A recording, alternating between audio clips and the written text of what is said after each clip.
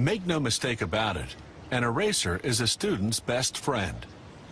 Whether it's attached to the top of a pencil or on its own, only an eraser can quickly rub out an error. White erasers are made of flexible vinyl, while pink erasers are made of synthetic rubber.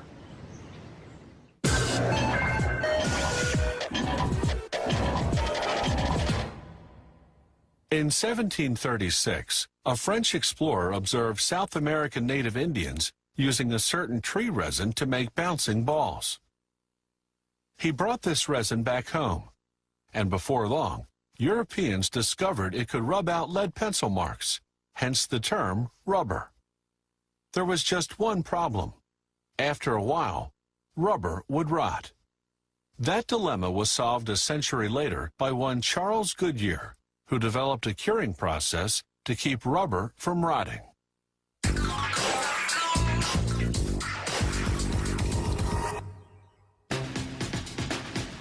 A lot of ingredients go into making a simple pink eraser. Carefully measured fillers, accelerators, curing agents, oils, coloring, and the main ingredient, synthetic rubber. They start by putting a batch of rubber into a mill. The rubber passes repeatedly between large heated rollers.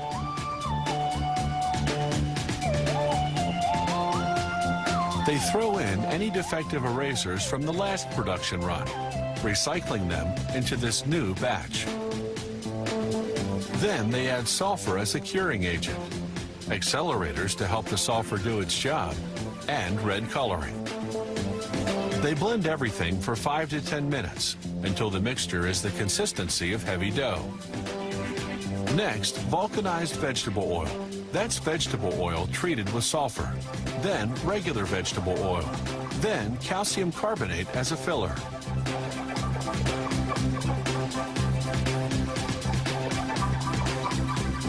When the color and thickness are just right, workers remove the rubber, which by now is hot and soft as a result of all that milling.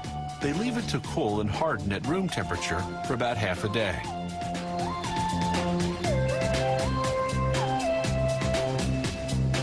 When the rubber's ready, they cut out large squares, each weighing between 11 and 18 pounds, depending on the thickness of eraser the client has ordered.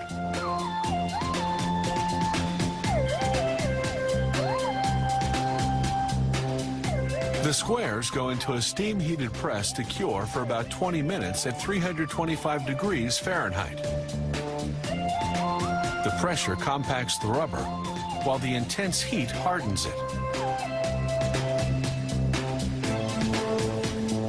They trim off the excess, then submerge the hot rubber squares in cold water to stop the curing process. To make erasers that erase both lead and ink, they cut beveled strips from 2 batches of rubber, one pink and one blue.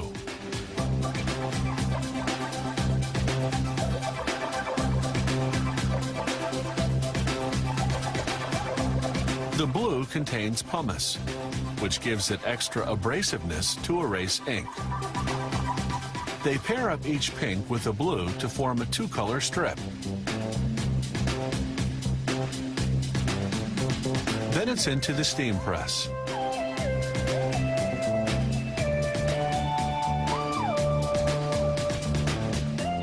After 12 minutes, workers remove the trays, trim off the excess, and submerge the strips in cold water to stop the curing process.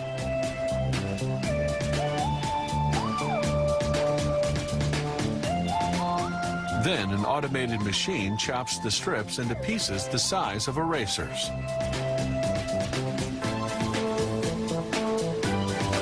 Now back to the all-pink erasers. The rubber squares come out of their cold water bath and go through a machine that cuts strips with beveled edges. Then chops the strips into erasers. From there, the erasers drop into a giant barrel. Workers throw in some talc to prevent them from sticking together. Then they set the barrel spinning for 3 to 5 hours. As the erasers tumble against each other, the abrasion rounds off their edges.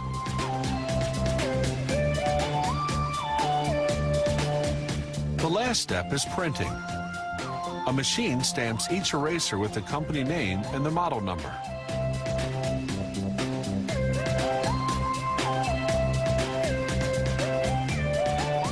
It's not the rubber that gives the eraser the ability to erase, but rather the vulcanized vegetable oil that's in it. That's what makes the eraser crumble when rubbed on paper, taking away the pencil marks with it.